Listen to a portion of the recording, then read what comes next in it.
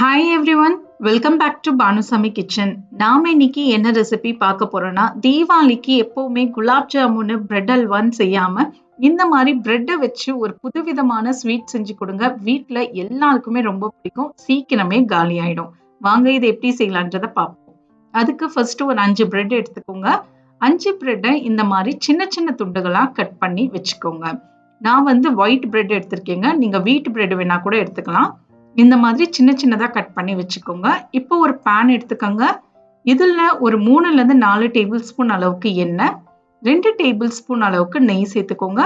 இதுல நம்ம எடுத்து வச்சிருந்த பிரெட் துண்டுகளை சேர்த்துட்டு அடுப்பு தீய ஹை ஃப்ளேம் லோ ஃப்ளேம்னு மாத்தி மாத்தி இதை நல்லா பொன்னிறமா ஃப்ரை பண்ணி எடுத்துக்கோங்க.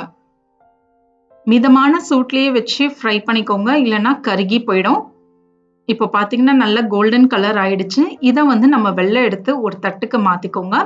இதே மாதிரி மிச்சம் இருக்கிற பிரெட் துண்டுகளையும் ஃப்ரை பண்ணி எல்லாத்தையும் ஒரு பக்கமா எடுத்து வச்சுக்கோங்க. சப்போஸ் ஃப்ரை பண்ணும் போது எண்ணெய் கம்மியாச்சுன்னா கொஞ்சம் கொஞ்சமா சேர்த்து நீங்க ஃப்ரை பண்ணிக்கலாம். இது ஒரு பக்கமா இருக்கட்டும். அடுத்து நான் பார்த்தீங்கன்னா 1/2 லிட்டர் பால் எடுத்துக்கோங்க. இதுல இருந்து ஒரு 1/4 கப் பாலை மட்டும் தனியா எடுத்து வச்சுக்கோங்க. ஒரு கப்ல வச்சுட்டு மிச்சம் இருக்கிற பாலை அடுப்புல வச்சுட்டு மீடியம் ஃப்ளேம்ல வச்சிருங்க. அது கொதிக்கட்டும். இதுல நாம 2 டேபிள் ஸ்பூன் அளவுக்கு கஸ்டர்ட் பவுடர் சேர்த்துக்கோங்க. இப்போ கஸ்டர்ட் பவுடர் ஈஸியா கிடைக்குதுங்க கடைகள்லயே. இதை நல்லா இந்த மாதிரி கலந்து விட்டுக்கோங்க. ஸ்பூனாலேயோ இல்ல முட்டை அடிக்கிற விஸ்காலேயோ கலந்துட்டு அதுக்கப்புறம் தான் இதை நாம கொதிக்கிற பால்ல சேர்க்கணும். டைரக்டா கஸ்டர்ட் பவுடரை பால்ல சேர்க்காதீங்க. இப்போ பாத்தீங்கன்னா பால் நல்லா கொதிச்சிட்டு இருக்கு.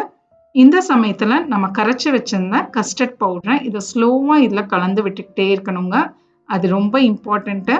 ஏன்னா கஸ்டர்ட் வந்து நல்லா சீக்கிரம் திக்காயிடும். இந்த மாதிரி ஸ்லோவா இதை கலந்து விட்டுட்டே இருங்க. கைவிடாம 2 நிமிஷம் நல்லா இதை கலந்து கொடுத்துக்கிட்டே இருங்க. எக்ஸாக்டா ஒரு 2 நிமிஷம் தாங்க எடுக்கும். 2ல இருந்து 3 நிமிஷத்துலயே உங்களுக்கு கஸ்டர்ட் நல்லாவே திக்காயிடும். மிதமான சூட்லயே வச்சு கலந்து விட்டுட்டே இருங்க. இப்போ பாத்தீங்கன்னா நல்லா திக்காயிடுச்சு. கரண்டியில பின்னாடி ஒரு லைன் போட்டு பாருங்க. அந்த லைன் அப்படியே நின்னுச்சுன்னா உங்களுக்கு கஸ்டர்ட் ரெடி ஆயிடுச்சுன்னு அர்த்தம். இதுல நாம 5 டேபிள் ஸ்பூன் அளவுக்கு சர்க்கரை சேர்த்துக்கோங்க. இந்த சர்க்கரை கரையிற அளவுக்கு கலந்துக்கோங்க. 1 நிமிஷம் நீங்க கலந்து விட்டாலே போதுங்க, சர்க்கரை நல்லாவே கரைஞ்சிரும். இப்போ பாத்தீங்கன்னா சர்க்கரை நல்லா கரைஞ்சிடுச்சு. இப்போ அடுப்பை அணைச்சிருங்க. இது ஒரு 3ல இருந்து 4 நிமிஷம் ஆறட்டும். இதுல கொஞ்சமா நாம வந்து ஏலக்காய் தூள் சேர்த்துக்கலாம். ஆப்ஷனல் தாங்க, நீங்க தேவைன்னா சேர்த்துக்கலாம். கொஞ்சமா பாதாம் பருப்பும் நான் சேர்த்திருக்கேன். பாதாம், பிஸ்தா, முந்திரி பருப்பு எது வேணாலும் சேர்த்துக்கலாங்க. இப்போ அடுப்பை அணைச்சிட்டு இது ஆறட்டுங்க. ஒரு 3ல இருந்து 5 நிமிஷம் ஆறட்டும். ஆறின பிறகு இதை நம்ம செட் பண்ண ஸ்டார்ட் பண்ணலாம். செட் பண்றதுக்கு இந்த மாதிரி கண்ணாடி பாத்திரமோ இல்லைன்னா ஸ்டீல் பாத்திரம் எது வேணாலும் எடுத்துக்கலாங்க. ஃபர்ஸ்ட் நாம இதுல கஸ்டர்டை சேர்த்துக்கலாம். கஸ்டர்ட் வந்து ஆறி இருக்கணுங்க, ஓரளவுக்கு ஆறி இருக்கணும்.